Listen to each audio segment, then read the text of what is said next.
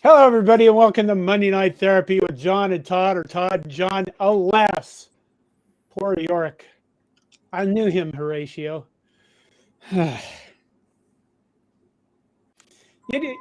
Okay, there's only there's 19 people showing up on the stream. Does anybody know what that line is from? Anybody? Because I thought it was kind of universal. And I get on here with Todd pre-show, and he's like, what the hell are you talking about? Alas, poor Yorick. I knew him, Horatio. I'm guessing nobody. We'll come back to that. How you doing, Todd? Well, I'm a smidge tired of driving, but I think I have enough energy to do a top-notch job here tonight, providing some therapy.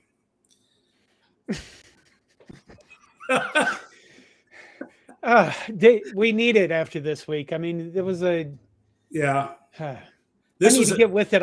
I'm looking all over the place. Right before the show, I got all freaked out. I was in the wrong folder. I had the wrong graphics up. I was looking up Shakespeare quotes.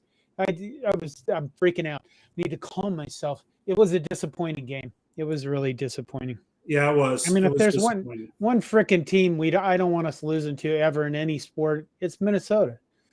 I mean, I gotta, my son is gone. He's been gone to Chicago seeing his girlfriend who's at Loyola in medical school. And I didn't have to sit here and listen to him. But what was the text? The text that I got, he was out. He was apparently looking at art, he said. And I got this text Saturday at 9:15 p.m. I got the text, how does it feel to be literally unable to win a broken chair? Yeah. Well, I knew this one would hurt you, John. Living up there in Gopher country and having a Gopher in your family, and a sympathetic Gopher in your family. I mean, that's got to be tough. I don't. The thing that frustrated me about this game, and I don't know. Everybody goes through their emotions, I guess, and comparing the Illinois game to this game, the Illinois game, Casey Thompson gets hurt, gets knocked out of the game, and the wheels just absolutely fell off. In this particular game, I don't know. I still felt like we had a chance to win this game, all the way up into the end. But just some of the decisions that were being made, with personnel, and I know we're going to talk about that, but it's just frustrating because it seemed like I don't know. It seemed like the 80 some odd thousand coaches in the stands and however many of us were watching the ball game kind of thought we had better answers to the situation than what the coaching staff apparently had, it was a confusing game to me. Obviously Chubba Purdy started. Nebraska got off to a great start on both sides of the ball. Ran the ball. I mean, had 126 or some odd yards total offense in the first quarter. And, Anthony Grant was running through holes that we haven't seen, our offensive line create for quite some time. The defense looked good. The defense was solid. Coach Bush has them playing assignment defense. They're staying in their gaps. They know what they're supposed to do. They don't have that confusion. You don't see.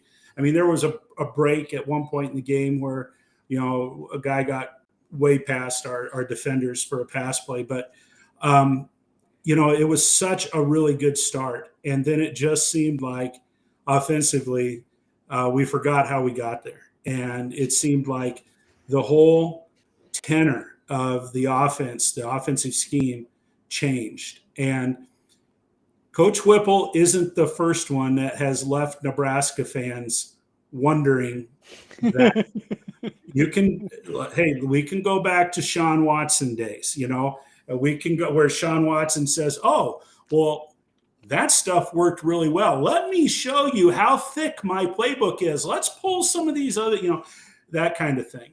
I think with Whipple, though, it was, it's different with him. One, he recruited Chubba Purdy. He's the one that got Chubba Purdy to come.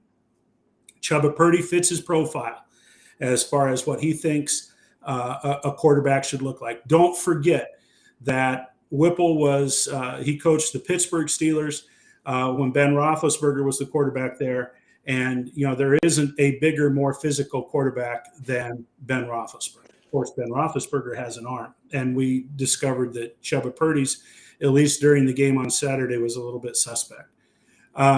So, you know, and Whipple knows offense. He does. But I think with him sometimes, I think there's some arrogance where he says, you know, I know more than everybody else.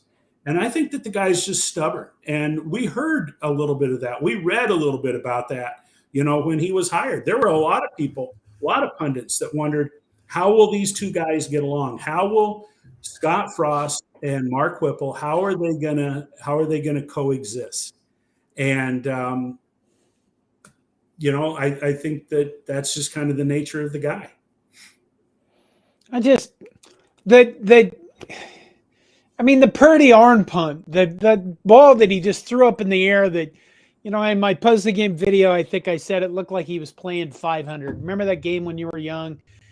You just throw the ball up and yell some number, and some guy caught it. He got that many points. That's really honestly what that interception pass looked like. It looked like, what the hell are you even throwing at? I mean, you know, coming into this game, I thought, you know, Tanner Morgan, I said that in the post-game video too, that Tanner Morgan has hit his ceiling probably a year or two ago.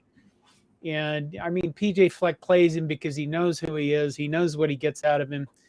He's not, you know, he's not that great a quarterback. Their other guy, Aiden Kalaka, that guy's way more athletic. He's way more accurate with the ball. His upside is way higher. So when Morgan went out of the game, I thought, oh, God, this other guy's going to come in and shred us, because that's what backup quarterbacks do to us lately. And it was just, the whole tenor of the game at halftime just changed.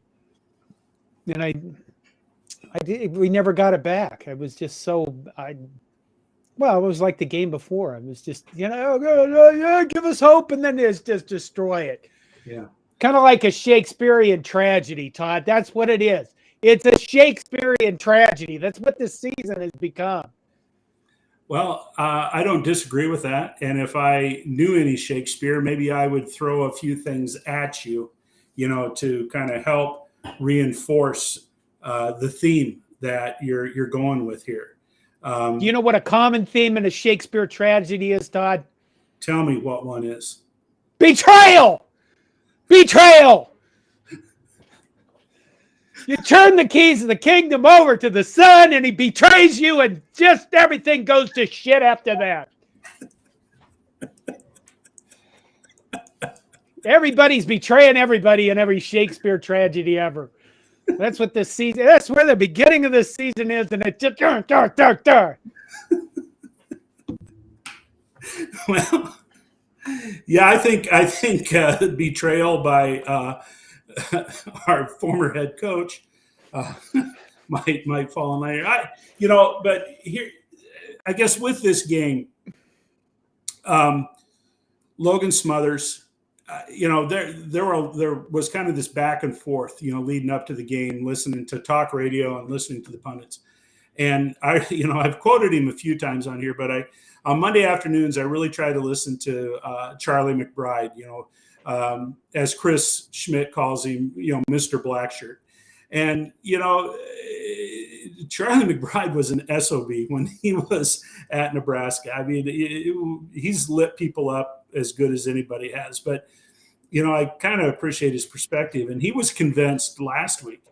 He said, you don't have to show me anything between these two quarterbacks. If Casey Thompson can't go, you go with Logan Smothers. Logan Smothers has had the experience in the Big Ten. He played a game last year. Most of it he played fairly well against Iowa. And but anybody that thought that Logan Smothers was going to start that game, was drinking Logan Smothers Kool-Aid or something like that, because there was no doubt that Coach Whipple was going to go with his man Chubba.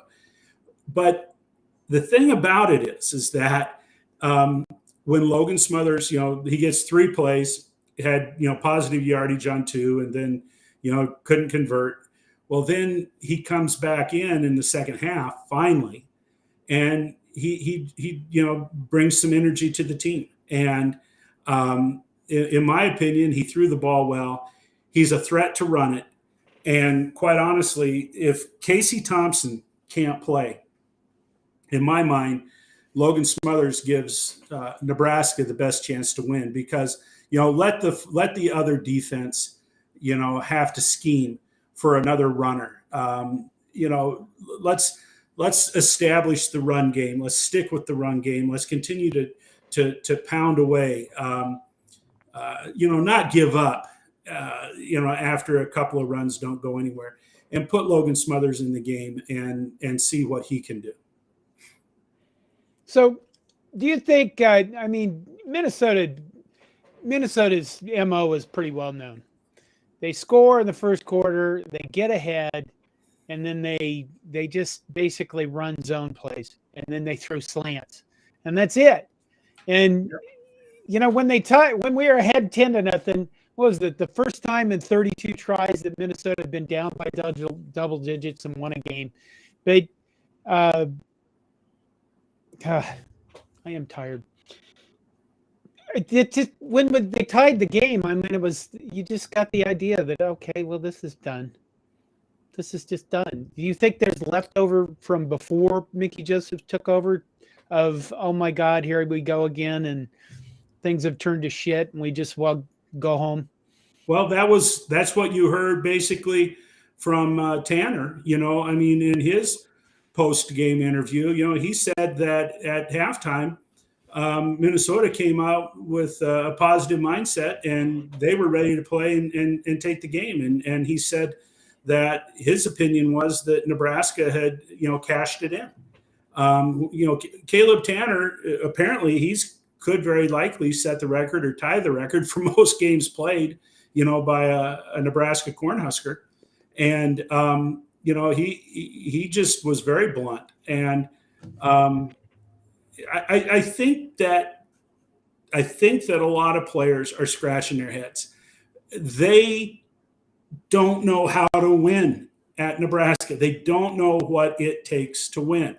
And you have to question the leadership a little bit. And, we can say all we want about, oh, geez, why am I must be tired too. The Russian, Nelson. Garrett. Garrett Nelson. Garrett Nelson. We can talk all about, the energy and, the leadership that he shows on the field. But, leadership has a lot of other dimensions other than being fired up and yelling and that type of thing. So, we're not in the locker room, but it apparently there is a mindset that until this team starts winning games, it's going to be tough to overcome. It is really going to be tough. And we've remarked a number of times that this team has found many, many different ways to lose football games. Okay, my general feeling after the Minnesota game is, and I want you guys in the comments, if you're watching this and stuff, I want you to comment on this. My general feeling is this season is over. there's nothing for me to look at anymore except who's going to be our next head coach. I just got the idea that nobody's going to get. We have 3 games left: Michigan, Wisconsin, Iowa, and I just get the feeling that nobody's going to give a shit about the outcomes or even about watching the games or anything. Who's nobody? I don't know, Todd. That's what my general feeling was. I was disgusted. What did I say? I think in my post-game video, I actually said, please don't leave me alone for 3 weeks. So, what do you think of my whininess? Well, the way I look at it, you're the one that has scolded me for years when I make a statement that many people make. There are too many bowl games.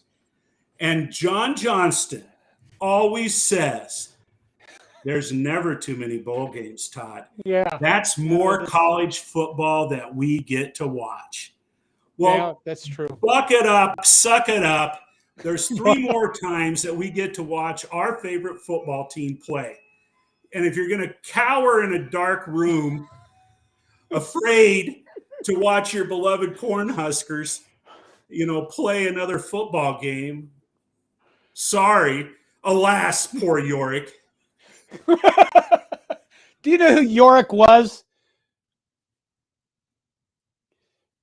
Oh my God, your audio just went away. My image of Yorick is some guy with dirty fingernails and burlap clothes and long stringy hair, that uses words I don't understand. Yorick is a skull. Oh. Hamlet is in a graveyard, and the grave diggers are going through all these bodies, and he pulls out this skull and he informs him that it's Yorick. And Yorick was the court jester when Hamlet was a child. And he goes on with this long soliloquy about how even the most important Caesars, this is what they end up as. And the guy who's the lowest of all, this is where we end up. And it's this long thing about life. And, and well, then, Yorick, I hope that you don't end up like that. So, no. Okay. Here's something. Well, just hold on. While we're on the quarterback, okay. One more thing. There's a lot of good comments that that I think we need to get to. But let me throw this out here real quick before I forget. With the quarterback situation with Michigan coming up, I've heard different things, and I'd like to hear what you have to say, John, and maybe some of the people that are hanging in there with us. If Casey Thompson is healthy, does Casey Thompson play? In my mind, he's the number 1 quarterback, and by God, if he's healthy to play, he plays. I have heard people say, why would you put Casey Thompson out there against Michigan? Because we're not going to beat Michigan anyway, and why would we risk getting him beat up again? Because he's been beaten up, all season. Why would we do that? Well, my opinion is that's bullshit. He's the number 1 quarterback. If he's healthy enough to play, he plays. I've heard another scenario, and that is, well, okay, so Logan Smothers, he looked real good, and Logan Smothers is the person that we ought to be going with if Casey Thompson can't play. But then the flip side of that is if we play Logan Smothers against Michigan, then he can't redshirt, and we've cost him a potential year. What is this, John? This is how this is how the future is managed, Todd. Do we need to go into these kids these days thing? Let's not do that. Let's go to. Should we go to? Do you want me to? I'm going to pull up some comments. Pull up some comments, because we could go down that rabbit hole all day long. Okay, let's start with Linda. Hi, John Todd. Glad to see you. John, pray you are feeling better. Thank you, Linda, for always being concerned. And thanks for always being here. I think you can tell I'm feeling better because I'm putting out more YouTube videos, even if they are like today's thing about Michigan, a ranty bunch of shit. Where is M. Gaboski? I wanted him to show up and give us hell about Michigan, and he's not here. Okay, let's see.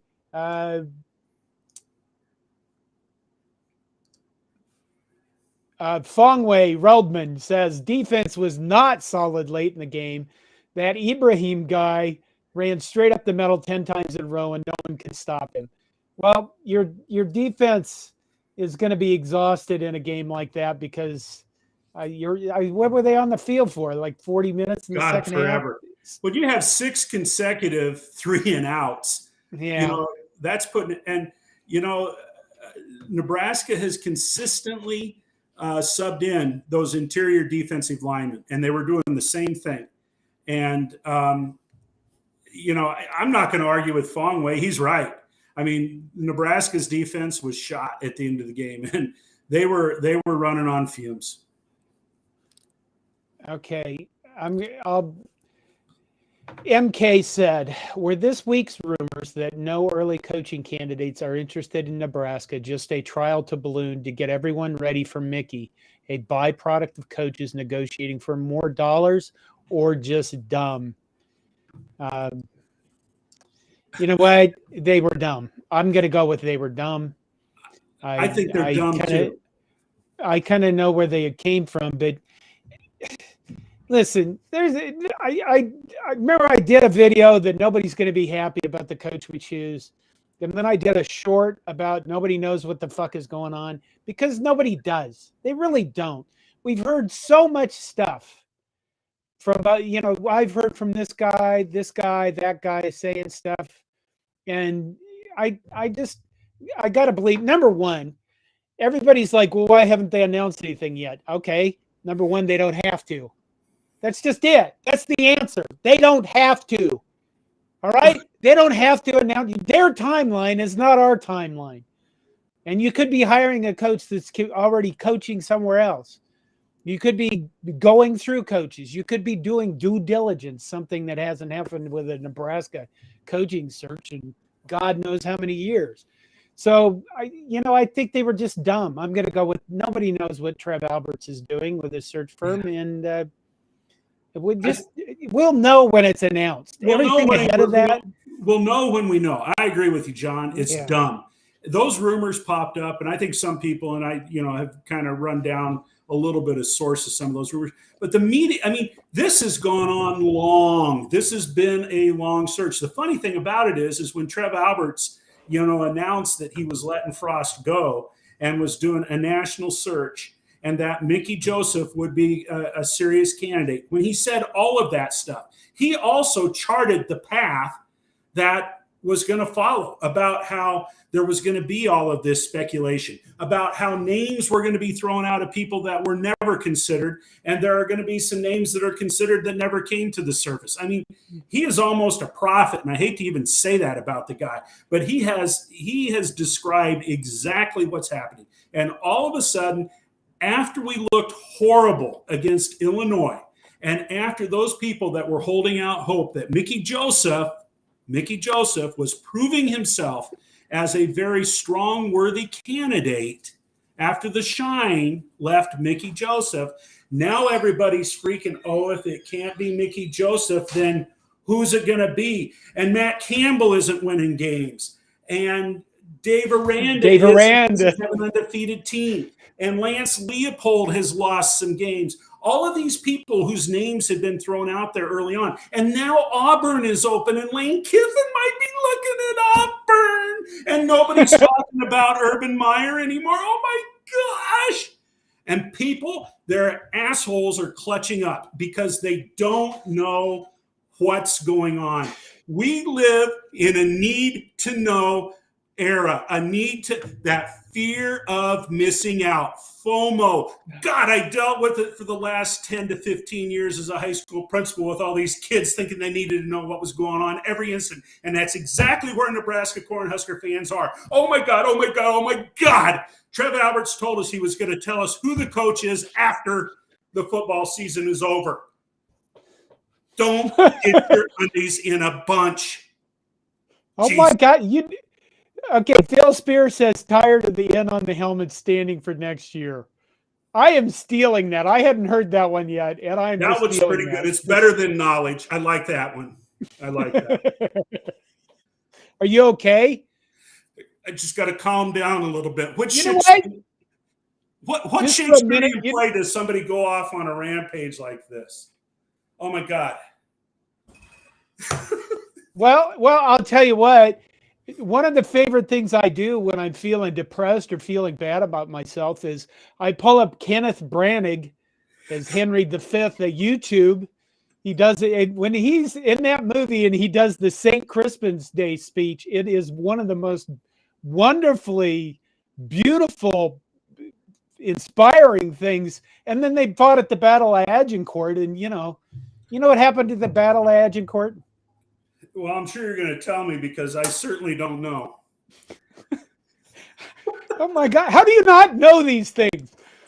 At Agincourt, 6,000 French archers took on 10,000 French. No, I'm sorry, 10,000 Frenchmen took on, like, I don't know, 1,000 Englishmen, and the English just slaughtered them. They 6,000 casualties for the French. It was a complete disaster for the French. Anyway, Kenneth Branagh, Henry V. Go watch the YouTube thing on the St. Crispin's Day speech if you want to see I wrote it down. A beautiful piece of Shakespeare. I got Okay, it right where here. were we going with this? It's on my to-do list. Just for a moment there, Todd, when you were getting all upset, you looked exactly like Brian Kelly. Yeah. which is going to lead to another rant here, because ever since I was a little kid, I have been an LSU fan. I have loved LSU. I always thought everything about LSU was great. I've been to a football game at LSU. I stood on the sideline during a football game at LSU. Purple and gold are my favorite colors. I love them. And I hate Brian Kelly. And what an incredible win for LSU. Yeah. And what an incredible ending. I mean, Brian Kelly's got balls the size of a globe, for God's sakes. That was amazing. And it sucks because it was Brian Kelly. God. It did. I wanted LSU to win for the same reason. And I thought, God, why Brian Kelly? Of all the fucking people on the planet, they have to hire that asshole. Okay. What else we got going here? We need some more comments. Yeah. They've been going by and I haven't been paying. Well, I've seen a couple mentions of Hugh Freeze. Keep that hypocritical. Oh my God, we got Phil Spear again. Ironic that a quarterback got knocked out of each of the last two games have both killed Nebraska. This seems to be how it goes, Phil. I just, when nothing is going your way. I mean, it's the whole pores thing. Okay, here's one. Ha ha, false flag says, somebody tell me a great Nebraska coach that didn't have 4- and 5-star athletes. Tom Osborne. Do you know why? The recruiting services weren't given stars like that. They weren't. I think they didn't start until the late 90s. So technically, all of the great coaches did not have 4- and 5-star athletes because the recruiting services. But yeah, you need good athletes to win big games. You do. I don't think you need great athletes. You need good athletes. You need good athletes. Everything's you need some 4- and 5-stars if you're going to play at the elite level. But even more so than that, you got to be able to develop the damn players. We have some 4-star athletes that are playing football at Nebraska, including a right tackle that was a 4-star athlete that one would sit there and wonder, what the hell? Develop players. Mickey thinks that he can recruit enough dudes to get here, and maybe he can. But once they're here, will the coaching staff be in place that can develop these guys into winners?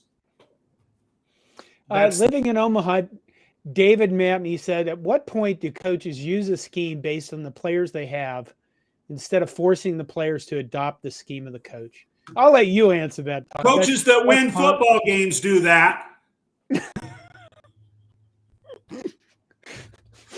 Yes. Yeah. Nick Saban has done that. He doesn't force square pegs into round holes. I mean, that guy's offense has changed, 2 or 3 times since he's been at Alabama because of the kind of players that they can get. I'm going to mute because I got background noise. You can carry the ball now, John. Okay, I'm going to point out one thing I did not say in the Dave Aranda video is that between 2020 and 2021, he fired his offensive coordinator and got a different one. And I think that is a sign of a guy who realized he needed to make a change, and he did it. And then in 2021, Baylor had their best year. Now, I'll compare that to our own Bo Pelini, who constantly was blown out in big games. I mean, Melvin Gordon, 409 yards, Big Ten championship, 70-31 Wisconsin. And constantly he was asked about his defense, and he constantly said, I don't need to change anything. My defense is fine. And I think that is really one of the marks of what makes a very, very good coach and what makes just a guy who's kind of a good coach and is never going to go to the next level. And yes, I said that about Bo Pelini. So what else we got? Why did Trey Palmer leave LSU? The Shield says. New coaching staff, and Mickey Joseph was his position coach, and he was at Nebraska. It was an easy move for him to make. I mean, let's face it, from the outside at the beginning of this season, for all the offseason, we heard about how great we were going to be and how wonderful it was going to be. And, you know, we were so close last year and blah, blah, blah, blah, blah. And our confirmation bias talked us into that. And then, I mean, this happened. So I get why Trey Palmer came here. But, oh, my God. What else do we have, Todd? Oh, my entire screen went nuts. Well, you know, we talked a little bit about, we generally have talked about some other games.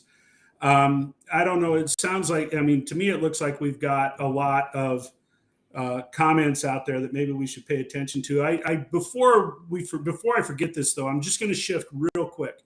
You know, one of the things that I actually heard, and it wasn't until after it was over that I actually saw what I'm talking about, is the volleyball game yesterday. And it is so nice to see, you know, humanity and sportsmanship displayed like what happened at Northwestern yesterday. And if people aren't familiar with that, Nebraska had their backs against the wall. They ended up having to go to Game 5 with Northwestern. Northwestern was playing out of their minds and really had Nebraska's back against the wall. Nebraska came down. They were behind 23-21 and ended up winning 25-23 in Game 4 to take it to the fifth game. And when the score was 9-3 Nebraska in the fifth game, this freshman setter, the only setter that Northwestern had on the team because their starting setter has been out, she crashed into one of those stadium seats on the floor. And she was on the floor for 15 minutes before they actually put her on a stretcher and removed her. And still don't know what the injuries are, but it was stunning to listen to on the radio. I mean, John Bishop was choked up. You know, Lauren Cook was choked up on the radio. And what really struck me, and again, I didn't see it, I was listening to the way it was described, was when the two teams shook hands at the net after the game. After that was over, the Nebraska players immediately went under the net to the Northwestern side, and they put their arms around each other and formed this circle. Becca Alec apparently led a prayer, and they said there were just tears flowing and then all kinds of hugs and all that kind of stuff after the game. There are things that are bigger than a game. And, you know, the young lady, there was a media release today. She's been released from the hospital. Don't know what the extent of her injuries are. But, you know, I just felt like just that show of humanity is really important. And there's a lot of things that are happening where we don't always see that. And fortunately, there are times when on a field and on a court, you know, you can see demonstrations of humanity. And that's a positive about sport. So I just wanted to throw that out because right now there's so many frustrations with our beloved Huskers. Oh my God! Speaking of frustration, it's the second half, and it's 42-37 Nebraska over Maine. That sounds a lot closer than it should be. Okay, let's move on to other news. Kansas. What was the tweet that got everybody upset? Is that, and then Nate McHugh wrote an article about it Sunday, is that since like 2017 or 2016, only two Power 5 schools have not gone to a bowl game, and that is Kansas and Nebraska. And this year, Kansas will go to a bowl game. We guys said, "Oh my God, what has come to? What have we become?" So what? Nebraska is the only Power 5 not to have been to a bowl game since what, 2016, and it's the only 2017, the only Power 5 basketball team or Power 6 basketball team to never have won a game in the NCAA tournament. Yeah. Come on, let's have to bring them more positive going here. Okay, more positive. Well, Michigan struggled with Rutgers for the first half, and then they went, we're toying with you, and beat the fuck out of them in the second half. And then Ohio State struggled with Northwestern, and Northwestern is terrible. And I so you all know this, I actually got off my butt, and since we played Minnesota, people on Twitter were tweeting the, I guess, famous thing I said last year when I said there is no hope, fuck everything, go Big Red. And I decided, I'll just go make T-shirts, because I couldn't think of anything that it just seems to still fit now. It's kind of sad. After I wanted to explain that I hate the no, there is no hope part, because I always believe there's hope, but at the same time, these are dark times. So if you go to the website, go to cobbycorn.com, and there are some shirts there. And what I'd like you to do is go look at the shirts, and if you don't like them, don't just go, oh, well, these suck. Send me emails or send me something that says, here's why I think these suck. And let me know what you'd like to see, because I can design almost anything. Okay, go back to chat. Let's see what else happened. MK is telling us that we're not providing quality therapy. I'm sorry, MK. Maybe I'm looking for therapy from you. That talk is the worst therapy I've ever heard. What are you trying to do to us? Well,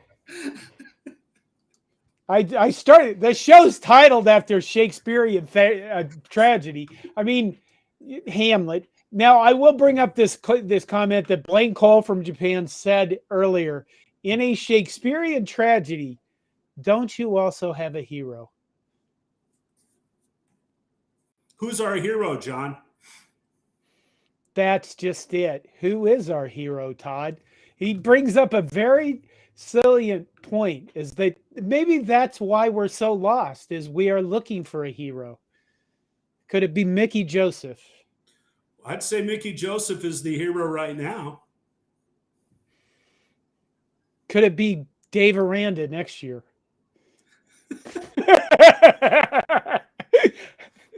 That's just it. We don't know who the hero is, damn it. And that's why we're probably lost. See, and the other thing I think that's worrisome for a lot of fans is that, okay, so now we're going to delve into rumor that if Nebraska is getting the door slammed in their face, and if all that is left is Mickey Joseph, people are paying more attention to the result of the games rather than what Mickey Joseph is also bringing to the team. He is bringing leadership. He's bringing accountability. I'll be honest. Mickey Joseph is not my top pick to be the head coach at Nebraska. If Mickey Joseph is the top pick, if he's the one that is chosen, I really hope that he surrounds himself with quality assistants, because I think the guy can lead. I think he can lead. And I think that there are some positives that can come from this.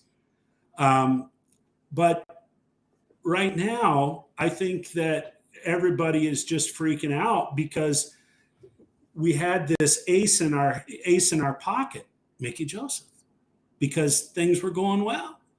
and now we're not getting the wins. And we're forgetting the fact that he's gotten commits from some pretty high-powered recruits.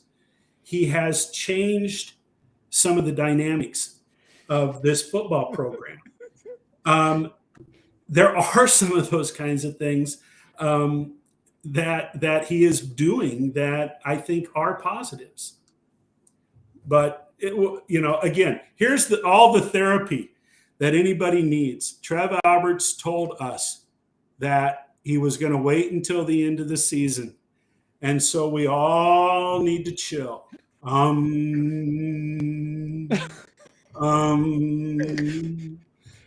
look at this. Wait, look at this. I love Linda. That would be John Johnson. It's close enough. Thank you very much. Okay, and then Don Dre says, oh, just because you do not understand therapy does not mean it's not helping. Don is absolutely correct. This is all healthy. I mean, the first thing you got to do is admit, where you are, and then you can focus on fixing the problem.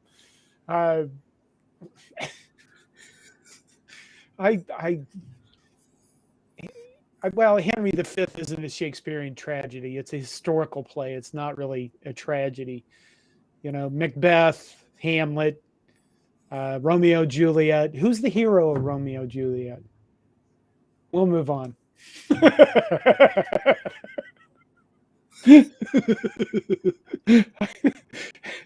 I look like I made you flash back to your high school English teacher and you didn't like her or him.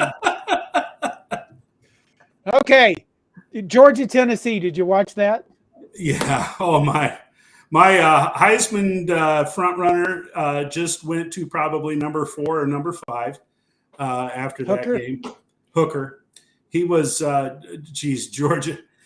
Oh, my gosh. Georgia. Yeah. Yeah. I'm kind of speechless by that. I mean, I was one that was shooting my mouth off and saying that for the playoffs, there'll be 3 SEC teams. There still could be 3 SEC teams.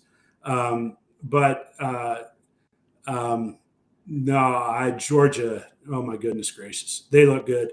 I'll tell you a team that won't be in the playoff. I'm going to give you 2 that won't be in the playoffs now. Alabama, not going to be there. Not going to be there. Not going to be there. Not going to be there.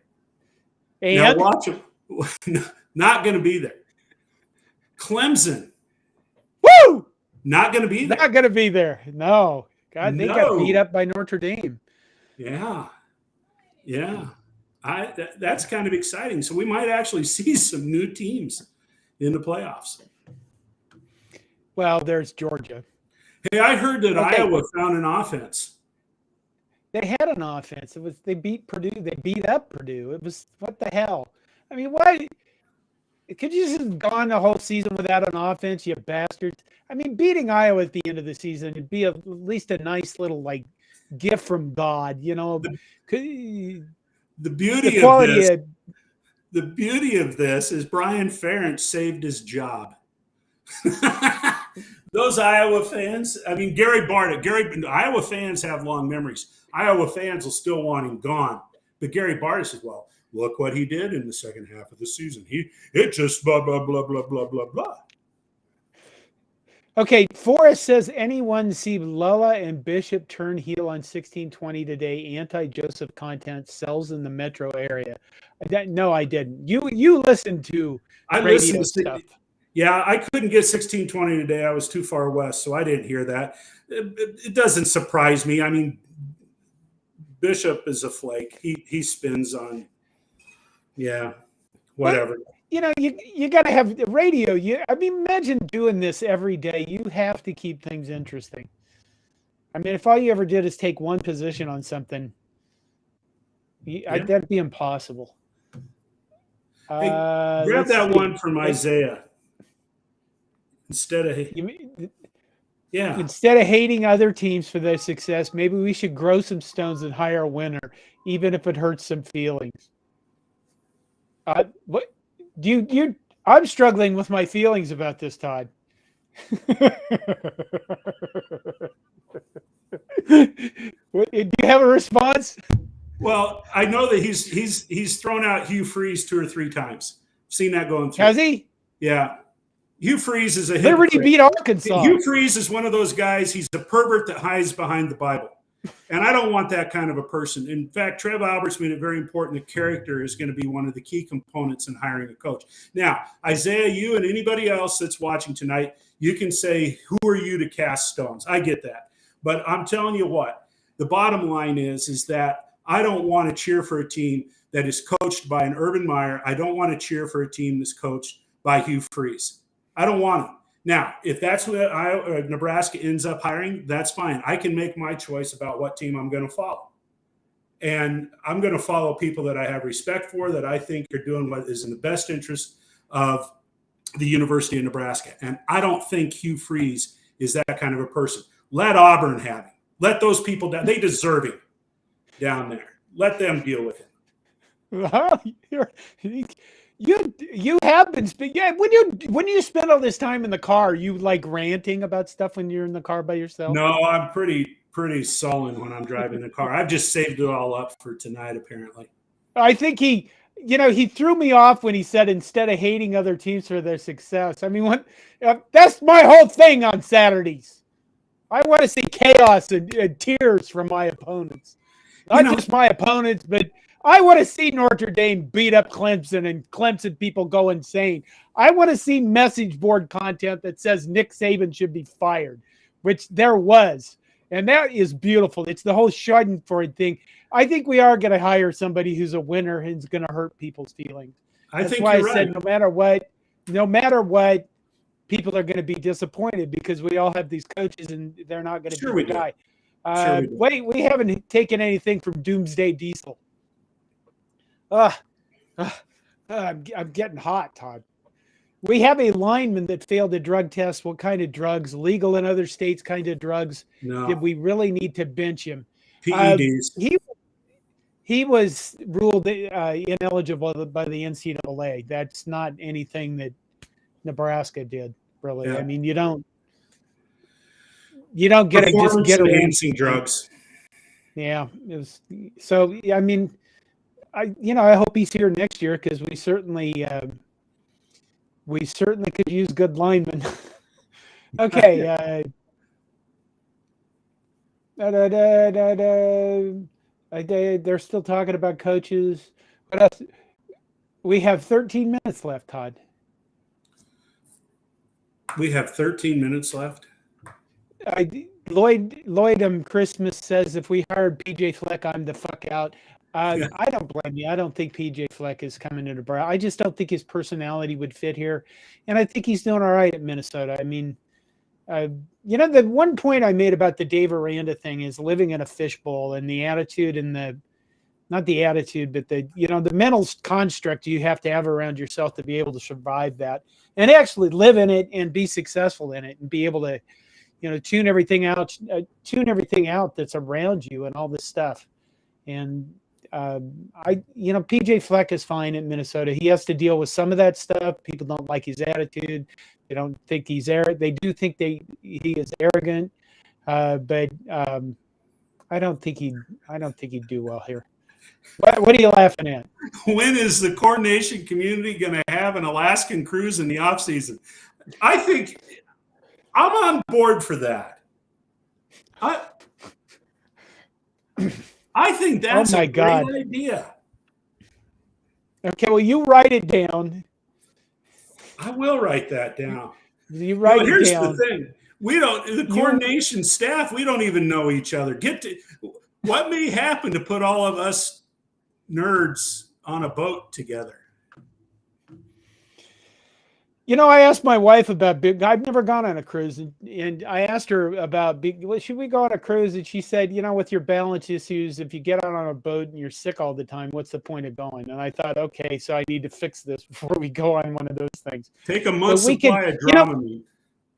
My plan this fall actually was for us to have a get together in Lincoln, and then, the health turned to shit, and I think I am doing better lately, although I'll just leave it at that. We'll leave it at that. We'll see where we are in the next month or so. Well, you know what? Here you go. Can we have a meet and greet in Lincoln in one of these home games? Yes, we can. You know, maybe we should do that for baseball season. Would you Well, guys be interested in doing that for baseball? Commenters, anybody? we could do it for You football know too. that. I just don't know how you go about doing it. You got, Well, we could do it for football, but you know that'll be next year already. I mean, with you know, if I'm doing better by spring, then why wait till fall? sure. You know, the whole world could Well, you change. have made it down to baseball games in the last couple of years, so that's been cool. Yeah, I have. I had planned to go to some football games and everybody get together and oh my God, look at this. You people are going insane. MK says season opener at Minnesota. John, how many people can crash at your place so we can take over the stadium? Well, not that many. I'll just say that. I'll tell you what, that he might be on. I mean, that is a beautiful stadium to watch a football game It at. is. It It is is a fun place to fun. go. And you can jump on that train, and that train drops you off right there at the gate. You don't have to worry about parking. That might be onto something there. Okay, Isaiah, swinging back at you.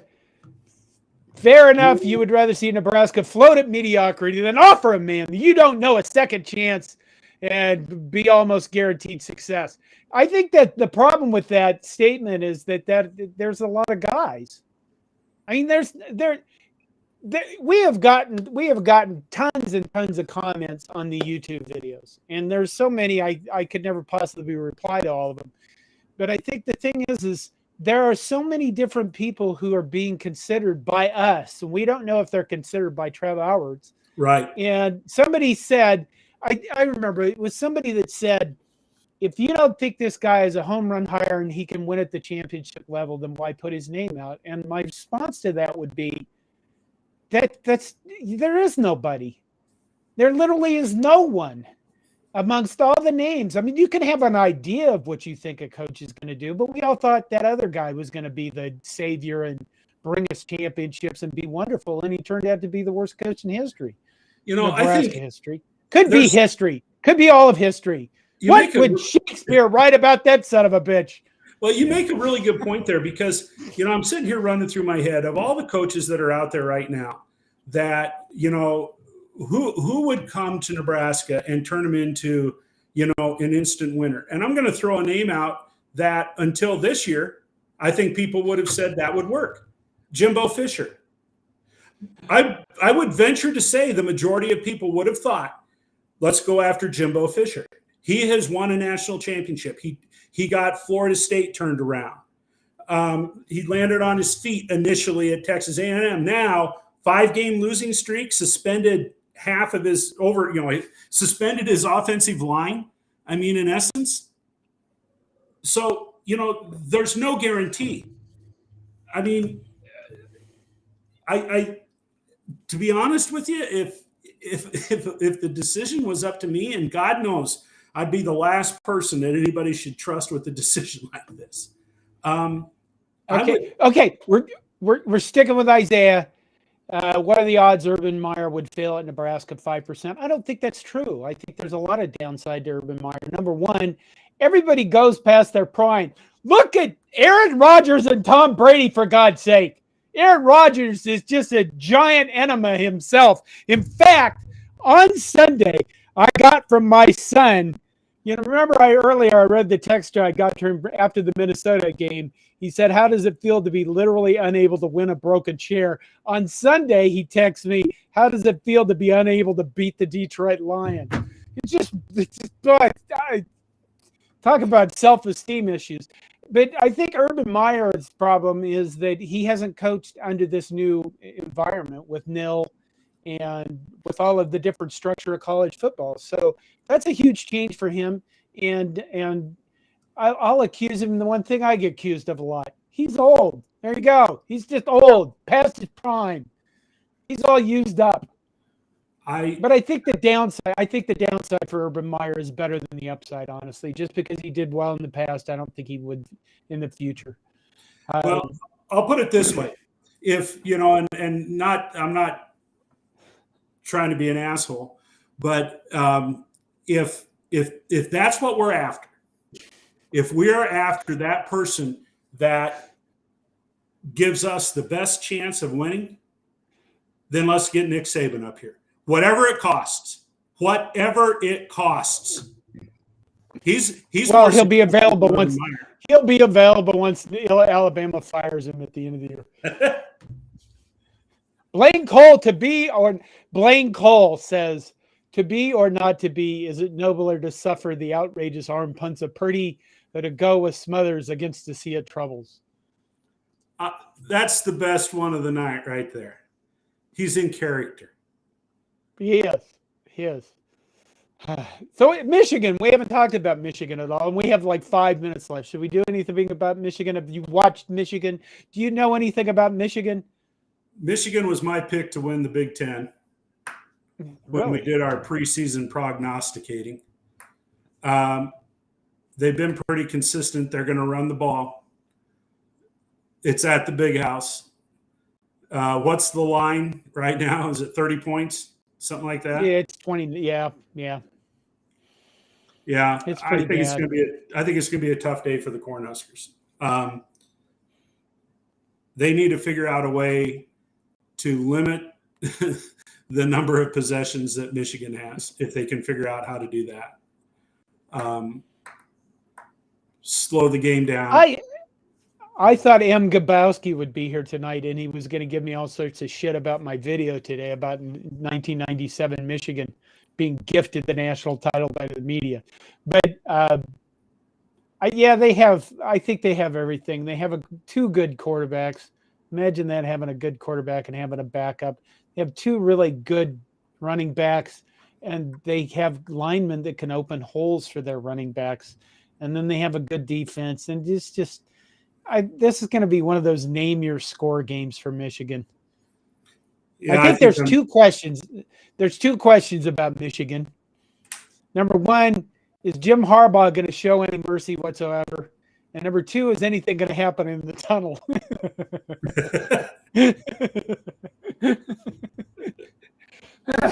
I don't think the game itself is up to, maybe we'll be Rutgers for a half. Who knows?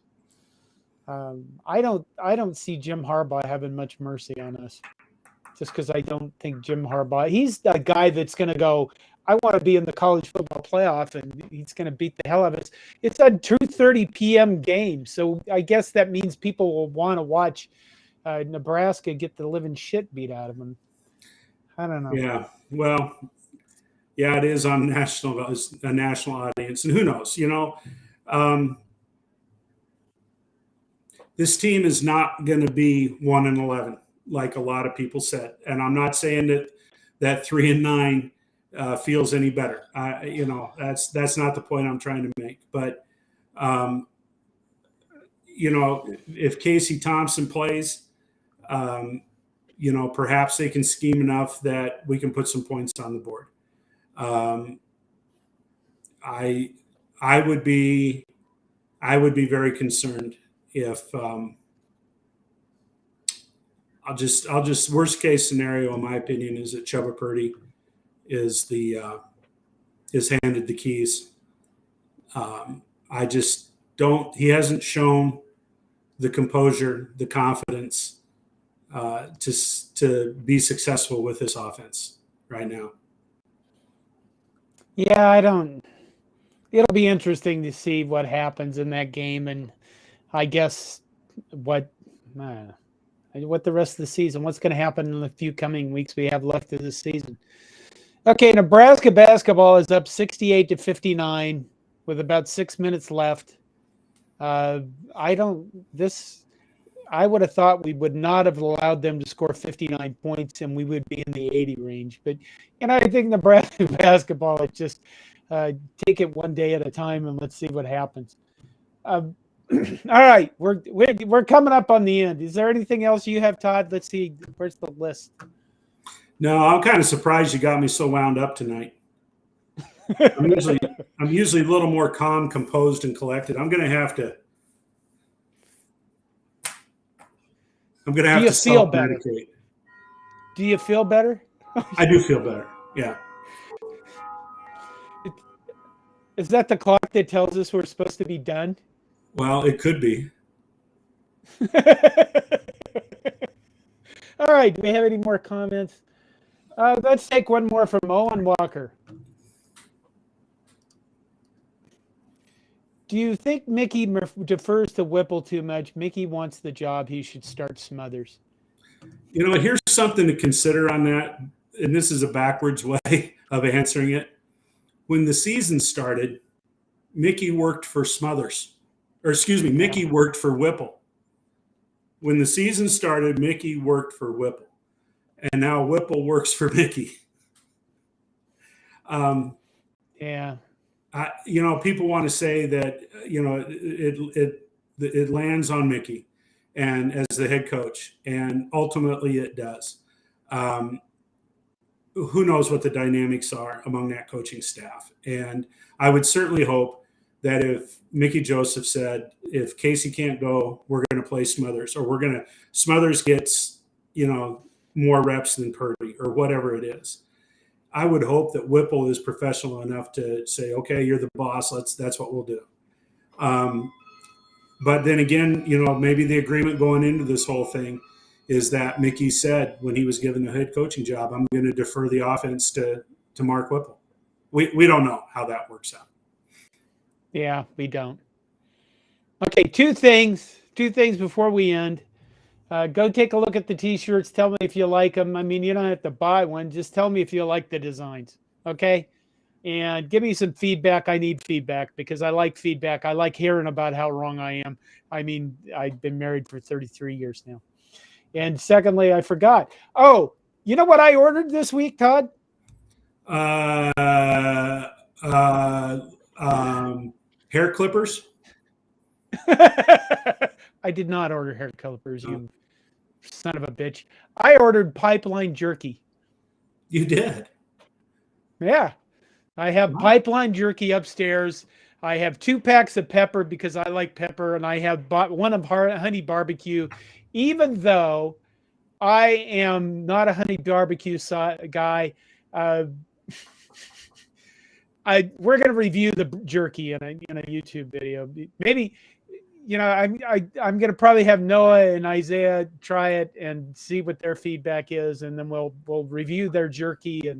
And the pipeline jerky, though, is a part of a nil thing. I think I'm going to talk to him this week about it. Yeah, I'm pretty sure. That's all I know. Yeah. That's all I know, Todd. Do you know anything else? I don't know anything else. Okay. Good night, Todd.